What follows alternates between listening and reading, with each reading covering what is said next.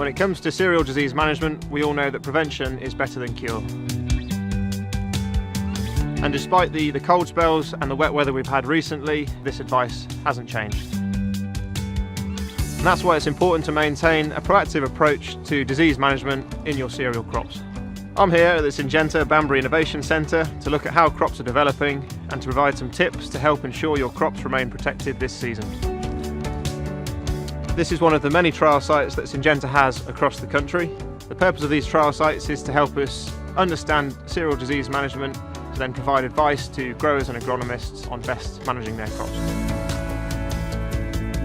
So one of the key trials we've got at the site here is looking at the relationship between a range of different varieties and different programs of fungicides across those varieties, and we're trying to pick out when the yellow rust is developing within those crops. So in this trial we have a number of crops which we're using Multisite on to test this new chemistry, but our key focus today will be into winter wheat. The wheat plots we have here were drilled on the 13th of October. They're looking very well and they're just reaching towards the end of tillering. In the crop we've been picking up early infection of yellow rust in certain varieties. There's also low levels of Septoria within the canopy. Yellow rust has been a lot more prevalent in recent years, and actually at this site we get a lot of yellow rust infection coming in. We're monitoring disease levels closely, especially across susceptible varieties, to keep the canopy clean from disease. Of course, it's important that we take an integrated approach to managing disease in the crop and use all the tools that we have available in our armoury. An appropriate T0 spray onto leaf 4 is the foundation of any yellow rust programme where you have high susceptibility to rust, and this reduces the pressure then on the T1 application. In an ideal world, we'd start clean and stay clean and keep the disease out of the crop. But if you have active rust in the crop at that T0 timing, it's important to add in an appropriate partner to combat that disease. Using a strong product at the T1 timing, it's important to stop that disease transfer up the canopy and maintain green leaf area. If you lose green leaf area in the canopy, you reduce your yield building ability and you can't get that green leaf area back then later in the year. Multisite is a really good option at that T1 slot, making sure you're covering leaf 3. We're getting good persistent control of Septoria and superior control of yellow rust in this position.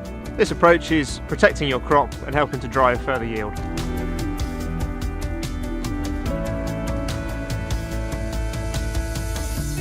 We would also recommend using multi-site chemistry such as Folpet, which is helping to give a boost in terms of disease control but also protecting that single site chemistry. For example, a general programme could look like Multisite at 0.67 litres per hectare to 0.8 plus 1 litre of Folpet in that situation, and where possible adapt your programme to meet your local needs and your situation. So in summary then, here are some key things to bear in mind when planning ahead for your T1 application to winter wheat.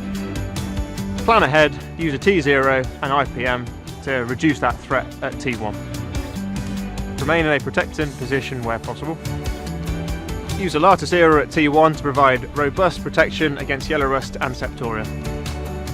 Include a multi-site such as Folpet and adapt to local conditions.